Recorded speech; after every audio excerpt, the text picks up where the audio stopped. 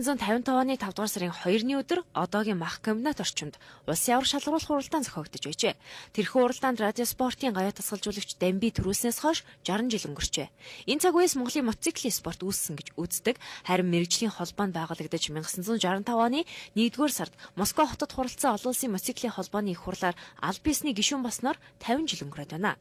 Эдгээр түүх тойг тохиолдуулан Монголын үндэсний олимпийн хороо Монголын автомашин мотоциклийн спортын холбооны ерөнхийлөгч Батхүүг Алтан од одонгоор дид ерөнхийлөгч нарыг алтан очир болон олимпийн алдар мөн алтан медалаар тус шагналаа. Пресс-Сакар зэрэг олон уралдаан тэмцээнд монголчууд амжилттай оролцсон. Монгол улс Азийн аврах шалгаруулах мотоциклийн уралдааныг Монголд 2 удаа зохион байгуулсан. Цаашдаа ч бид нэр дэлхийн аврах шалгаруулах мотоциклийн уралдааныг Монгол зохион байгуулах чиглэлээр ажиллаж байгаа.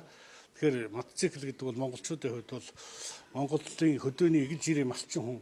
Тэр байтугай Монголын одоо эмэгтэйчүүд бүсгүйчүүд хүртэл ахуй хэрэгцээндээ хэрэгжилж байгаа. Улмаар дүүгээрээ дамжиж спорт руу орж ирж байгаа энэ сайхан спорт. Түүхтэй тохиолдуулан Монголын автомашин мотоциклийн спортын холбоо олон улсын чансаатай хэд хэдэн үйл явдлыг эх орондоо зохион байгуулахаар төлөвлөжээ. За мотоциклийн Бартад замын улсын аврах тэмцээний бид нар олон шатаа зохион байгуулдаг байсан. Энэ жил 5 шатаа зохион байгуулна.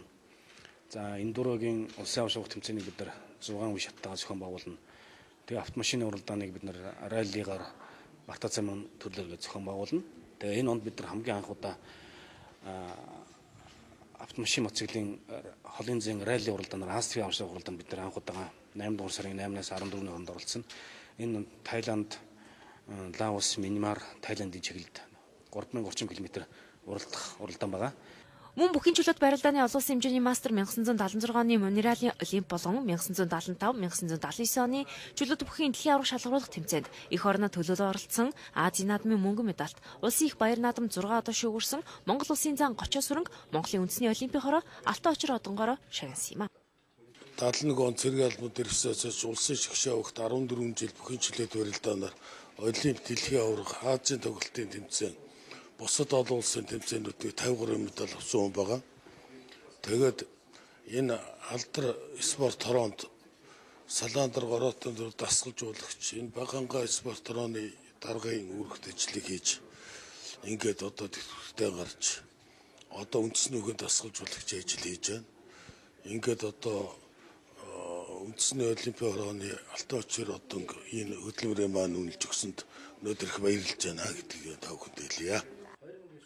Энэхүү Монголын спортын салбарт хувь нэмрээ оруулсан алдартнуудаа Монголын үндэсний олимпийн хороо өнөөдөр шагнаж урамшууллаа. Үндэсний олимпийн хорооны нэрэмжит 4 одон медаль байдаг. Үүнээс тэргүүн дээд нь алтан одон юм а. Энэхүү одон гардуулах эрхмийг Монголын үндэсний олимпийн хорооны гүйцэтгэх зөвлөлийн шийдвэрээр сонгодог. За олон улсын олимпийн хороонд ч бүртгэгддэг олон улсын чанартай одон юм байна. Анхаар үзэгч үзэгчтэй бүхэнд баярлалаа гэлтэлвэз мэдээний өрөө хөтөлбөрөөр танилцууллаа. Хамт байсан үзэгч та бүхэнд баярлалаа. Үзэгч та ая тухтай сайхан